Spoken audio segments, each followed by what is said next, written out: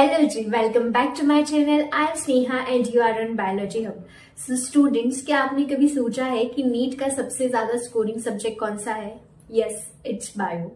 But फिर भी बहुत कम ऐसे स्टूडेंट्स होते हैं जो कि बायो के अंदर 340 प्लस या 360 अचीव कर पाते हैं. क्यों ऐसा? सबसे पहली चीज तो हम बहुत ओवर कॉन्फिडेंट होते हैं बायोलॉजी के अंदर. हमको लगता है कि बायोलॉजी हमारा स्ट्रॉन्ग सब्जेक्ट है, तो हम पहले फिजिक्स केमिस्ट्री के ऊपर ध्यान देते हैं. बायो तो एंड में जाके हो ही जाना है, तो हम सिर्फ एक बार पढ़ करके बिना रिवाइज किए, बिना क्वेश्चन प्रैक्टिस किए एग्जाम में जाते हैं और बहुत सारी सिली मिस्टेक्स हो जाती है जिसकी वजह से हमारे बायो में मार्क्स कम आते हैं. बट थिंक आपके 720 के अंदर से 360 मार्क्स मीन्स हाफ जो है वो बायो का है पार्ट.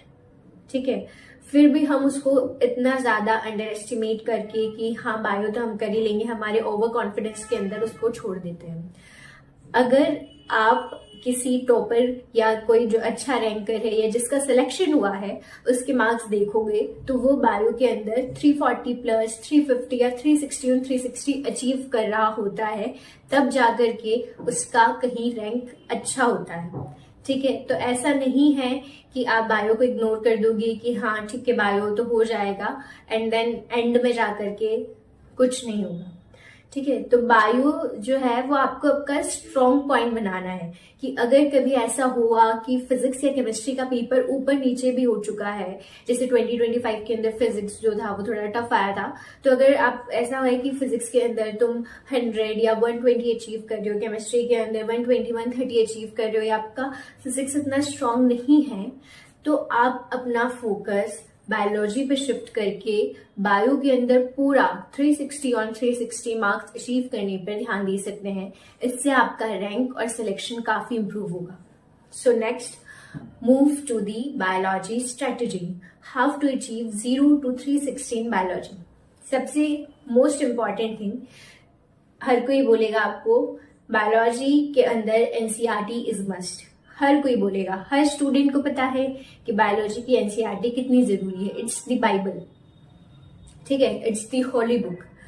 बट आपको हर कोई ये नहीं बताएगा कि बायोलॉजी की बुक को पढ़ना कैसे है, एनसीईआरटी को पढ़ना कैसे है. ठीक है, हर स्टूडेंट के पास बायो की एनसीईआरटी होगी सही, आई एम श्योर.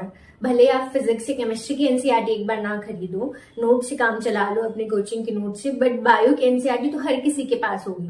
ठीक है, तो बायो की एनसीईआरटी को पढ़ना कैसे. सबसे पहली चीज तो ये है कि हाँ बायो की एनसीईआरटी की हर लाइन इंपॉर्टेंट होती है, बट कुछ लाइन ऐसी होती है जो बहुत ज्यादा इंपॉर्टेंट होती है और कुछ लाइन ऐसी होती है जो कि थोड़ी कम इंपॉर्टेंट होती है.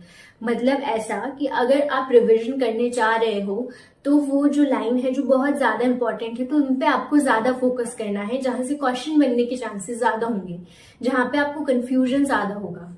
ठीक है, नेक्स्ट आपको जो भी समरी बॉक्सेस हैं, जो भी टेबल्स हैं, जो भी डायग्राम्स है, डायग्राम्स की लेबलिंग, उनकी जो नीचे लाइंस लिखी हुई होती है उनका थोड़ा बहुत एक्सप्लेनेशन होता है. वो आपको साइंटिस्ट जो हर चैप्टर के आगे, हर यूनिट के आगे जो साइंटिस्ट का बॉक्स बना हुआ होता है उसमें लिखा हुआ होता है कि इस साइंटिस्ट ने ये काम किया है, तो कुछ जो इम्पोर्टेंट साइंटिस्ट है उनके नाम, आपको ये सब चीजें भी ध्यान रखनी है. ठीक है, एनसीईआरटी को पढ़ना है. अब बट ऐसा नहीं है कि हम लाइन बाय लाइन एनसीईआरटी को पढ़े जा रहे हैं. हर लाइन के पीछे कुछ ना कुछ कॉन्सेप्ट छुपा हुआ होता है. ऐसा मतलब होता है कि जैसे बोलते हैं कि ट्रिकी क्वेश्चन आ गया, बट अगर आप एनसीईआरटी के हर लाइन के पीछे कंसेप्ट समझ जाओगे, उनके डायग्राम्स, टेबल के पीछे जो डायग्राम्स का जो कॉन्सेप्ट है अगर वो समझ जाओगे आप, तो आपको वो ट्रिकी क्वेश्चन बहुत इजीली आप सॉल्व कर पाओगे. ठीक है, तो जैसे अगर मैं कार्डियक साइकिल पढ़ रही हूँ और अगर मैंने सिर्फ एनसीईआरटी की लाइन बाय लाइन ठीक है ये होता है ये होता है ये पढ़ा और मैं वहां पे कुछ भूल गई तो, बट अगर मैंने उसका कंसेप्ट समझा कि अच्छा पहले ये चीज हो रही है, इसके बाद ये चीज हो रही है, ये ऐसा क्यों हो रहा है, अगर मैं कंसेप्ट वाइज समझती हूँ तो मैं उसको ज्यादा टाइम तक अपनी मेमोरी में रिटेन कर पाऊंगी.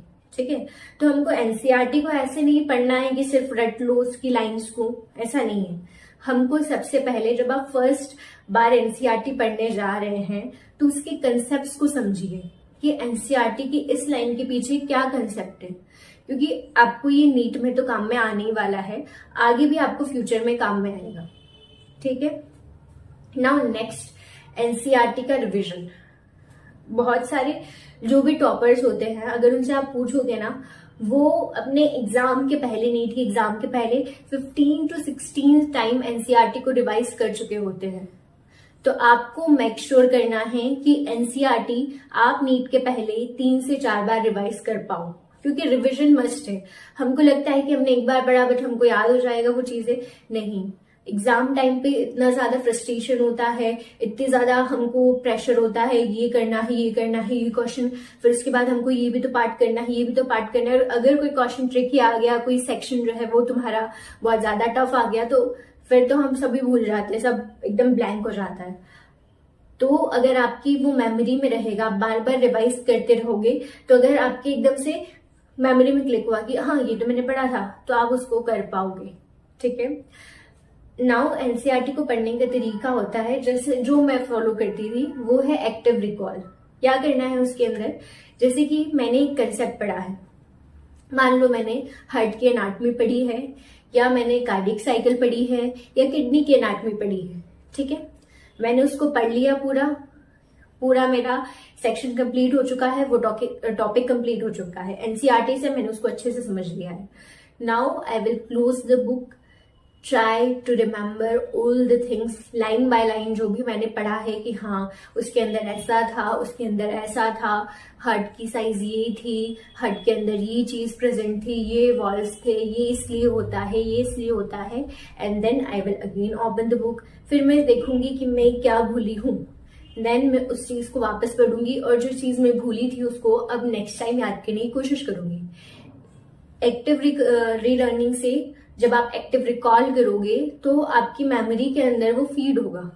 ठीक है, नेक्स्ट जो है, आपको पता ही है कि हर चैप्टर के बाद हमको क्वेश्चन लगाने होते हैं। ठीक है, लेकिन जब आप आपके वीकेंड पे, जैसे संडे हो रहा है और संडे के दिन आपका कोई टेस्ट है, आप क्वेश्चन सॉल्व कर रहे हो, या फिर जब आपका पूरा सिलेबस खत्म हो जाता है बायो का, एंड देन फिर आप कोई क्वेश्चन दे रहे हो, या ग्रुप ऑफ चैप्टर्स है आपकी, उनका आप टेस्ट दे रहे हो। ठीक है, टेस्ट देने के बाद आपको ऐसा नहीं करना है कि हमने टेस्ट दिया है, काम खत्म हो गया अपना, अच्छे मार्क्स आए तो बहुत अच्छी प्रिपरेशन मेरी, मैं ओवर कॉन्फिडेंट हो चुका हूँ, और अगर मेरे मार्क्स कम आए हैं तो मैं डिप्रेस हो चुका हूँ, मुझसे हो ही नहीं रहा है। ऐसा नहीं, मार्क्स नो मैटर आपके कुछ भी आए हों और कितना भी टाइम लगे, आफ्टर योर पेपर, आफ्टर जब भी आप कोई टेस्ट दे, उसके बाद आप अपने पेपर को एनालाइज जरूर करें, ये बहुत मस्ट है।